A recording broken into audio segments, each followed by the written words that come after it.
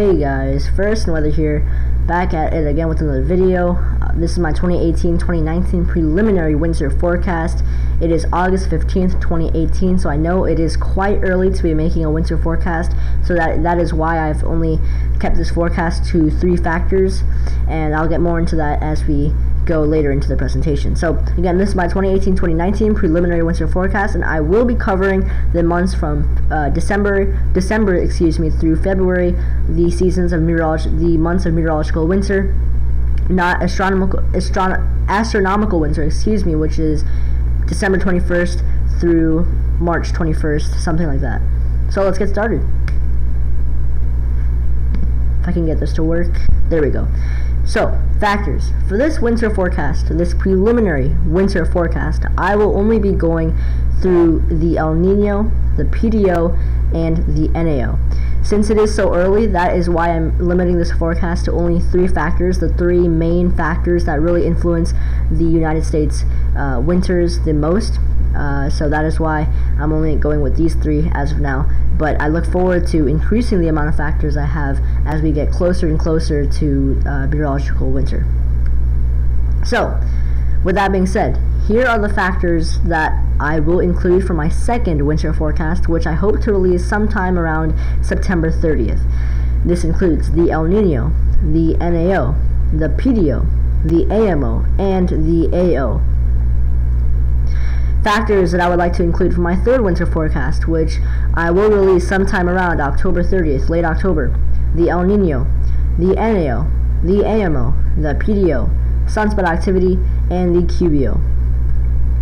And finally, the factors that I will include for my fourth winter forecast, which I will release sometime around November 27th, a couple days before the start of meteorological winter. They will be the El Nino, the NAO, the PDO, the AMO, sunspot activity, Canadian and Siberian snowfall cover, and Arctic sea ice cover.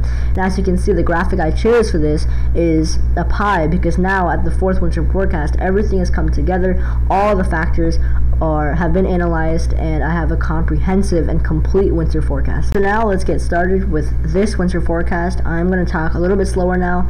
The earlier portion of the video was quite quick because it was just going through the factors that I will be using for my future winter forecast, but now I am going to be analyzing the forecast, or the parameters for this winter, so I will talk slower and be a little easier to understand. So this is the first factor, the El Nino, and I do believe that it will be weak this winter.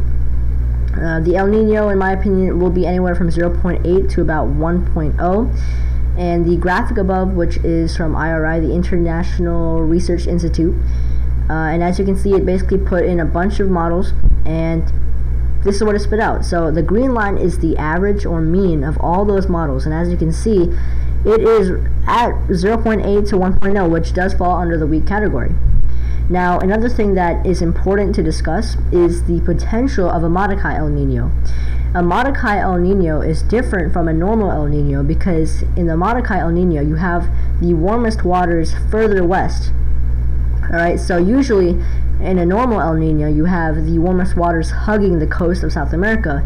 In a Modikai one, you have the warmest waters further west, with average to slightly cooler than average waters close to the coast of South America, and those two different types of El Ninos have big impacts on big differences in their impacts on the United States during winter. But as of now, I don't really think the chance of seeing a Modikai El Nino this winter is too high. I'm not really buying the hype of seeing a Modikai El Nino. I've looked at some of the models, and I really think right now the most likely scenario is seeing just a plain normal old El Nino, weak El Nino this winter. So, what impacts does the El Nino bring for the United States during winter? Well, to the image on the left, I compiled all weak, moderate, and strong El Nino years, and this is what it gave out. So, as you can see, in the southeast, you have cooler than average temperatures. This also is true for the mid-Atlantic, southern portions of the northeast, basically all of Texas, and eastern portions of the southwest. Now in this big average, you have in this big white area right here, or small white area, you have average conditions most of the time, and this is in a diagonal line extending from southeastern California all the way up to upstate New York. And finally, in the northern half of the country, you have warmer than average temperatures. In fact, some areas seeing well above average temperatures during winter, and this extends all the way from the northwestern portion of the country to the upper Midwest, in fact all the way to northern Maine, or all of Maine. And now to the right, this graphic is provided by NOAA, which shows the general effects of seeing an El Nino winter. And as you can see, it's pretty similar to what I have right here. You have warmer than average conditions in the north, same thing here, and cooler and wetter conditions in the south, which you can see right here. And one of the biggest reasons for that is because you have the Pacific jet stream, merging with the polar jet stream, which comes right here. And they typically merge right around here, which gives the chance for these big storms to form and basically drop a lot of precipitation in the southern half of the country, because they intensify so much. They give all this precipitation right here. They ride up the coast, giving above average precip and cooler than average temperatures in the northeast, and especially the southeast and southern third of the country. So now, transitioning to the PDO, or the Pacific Decadal Oscillation. As of now, the PDO is looking slightly positive for this winter. However, I cannot state enough, the PDO does have a lot of wiggle room this winter, and there are a few reasons for that. If we look at this model output right here from the NMME model, which is the American model run by the National Weather Service, I believe, you can see that it shows an area of warmer than average waters hugging the coast from south of Alaska to just west of California, and that is typically what you want. And then during a positive phase PDO with cooler than average waters right around here in this area. But as you can see, in this area you have slightly above average waters and even above average water temperatures, so that is definitely not a good sign for a positive PDO. However, most of the models are showing a slightly positive PDO for this winter, so it will be interesting to see if this warmer area right here can cool down, and that will be the key for determining whether we do see a positive or cool phase PDO, whether this area right here cools down. And if we go down to this chart right here, this basically shows the PDO index values for the past 4 months. And as you can see, in April 2018-04, it was negative 0.89, which is negative. May, negative 0.69, negative. June, negative 0.88, negative. And July, negative 0.23, negative. But if you look at the trend right here, you can see that it's generally going down. Negative 0.89, negative 0.69, goes back up again a little bit, but look at this, negative 0.23 in July. So it is definitely going down steadily, and it will be very interesting to see if that trend continues. And as of now, I do think that trend will continue as we head into the winter. And now finally, my last factor is the NAO, the North Atlantic Oscillation, and I'm fairly confident that the NAO this winter will be positive. Typically, when you have a positive NAO, you have warmer than average waters right here, and then cooler than average waters surrounding it.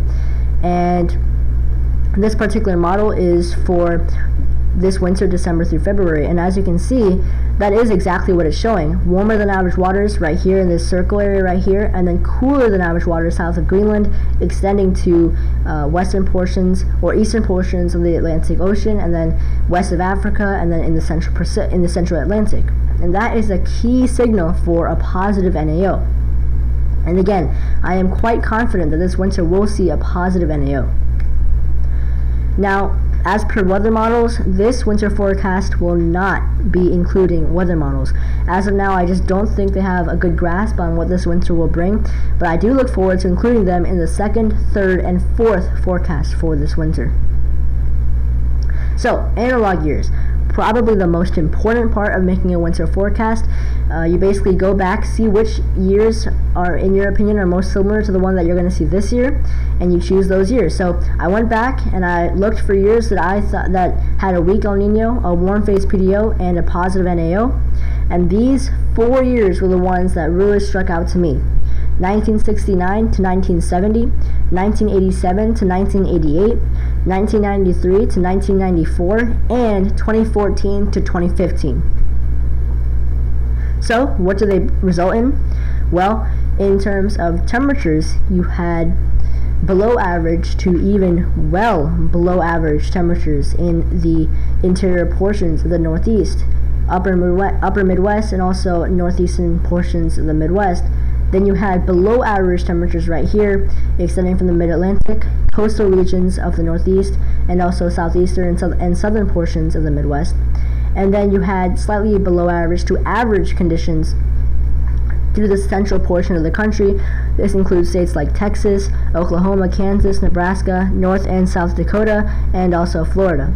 And then finally, you have this well-defined area of above average temperatures for the western portion of the country, with the core of the heat focused in southern Idaho and northeastern Utah. Now, in terms of precipitation, the analog years did not really yield good results or defined results. The only areas that really do yield something are northwestern Washington State, where you have below average precip, southern portions of the southeast, and states like Indiana and Michigan. And then another area of or pocket of below average precipitation in California.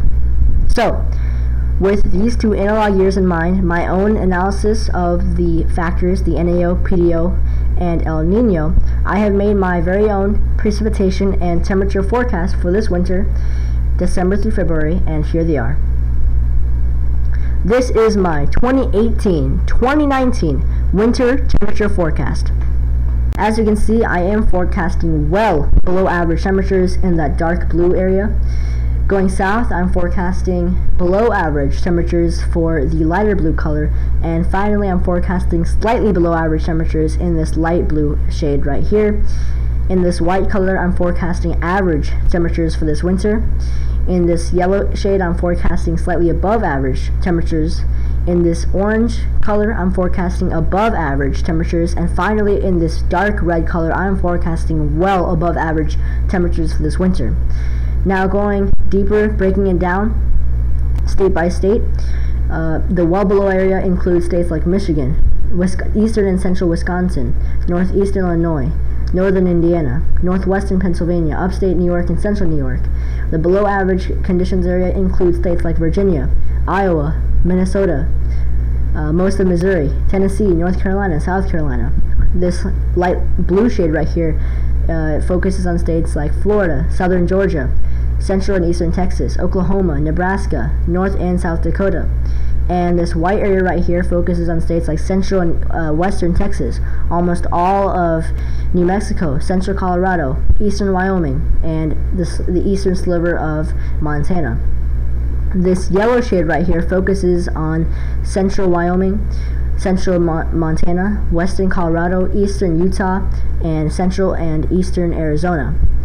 This dark orange shade right here focuses on western Oregon, almost all of Washington State, northern and eastern Idaho, western Montana, western Wyoming, central Utah, southern Nevada, western Arizona, and basically all of California. And finally, this dark red right here, the well above average zone, focuses on southeastern and central portions of Idaho, eastern Oregon, the southern sliver of Washington State, central and northern Nevada, and western Utah. Now transitioning to my precip forecast, 2018-2019 winter precip forecast. The first thing you see is this bold red text right here, which is an indication of my high uncertainty with this forecast.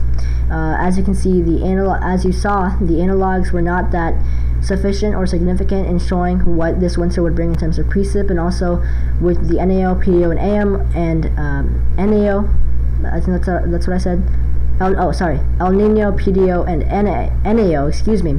I can't really determine what the precipitation pattern will be for this winter, so I do need to look at more factors until I can come up with a really confident forecast for precip. But as of now, the areas that I am relatively confident in include northwestern Washington State, where I think you'll see below average precipitation, and in this yellow color, I think we're going to see slightly below average precipitation. This includes southern portions of the southeast, like southern and western Georgia, southern Alabama, southern Mississippi, central Louisiana, and eastern Texas. And then this also includes Indiana, Michigan, western Ohio, and almost all of Illinois. And finally, in the slightly below average region, this includes central Washington State and northwestern Idaho and northwestern Oregon State, or Oregon, sorry. And in this big white area right here, I think you're going to see average, or basically anything. The average basically stands for uncertainty. So in that area, things could go either way. So I hope to fill in this expansive white area with more yellow and green as we get closer to the winter, and that will happen as I look at more factors. So, in conclusion, thank you so much for watching. Feel free to let me know of any questions or concerns in the comment section below, and stay tuned for my next winter forecast, September 30th. This is FirstinWeather signing off, and I'll see you next time.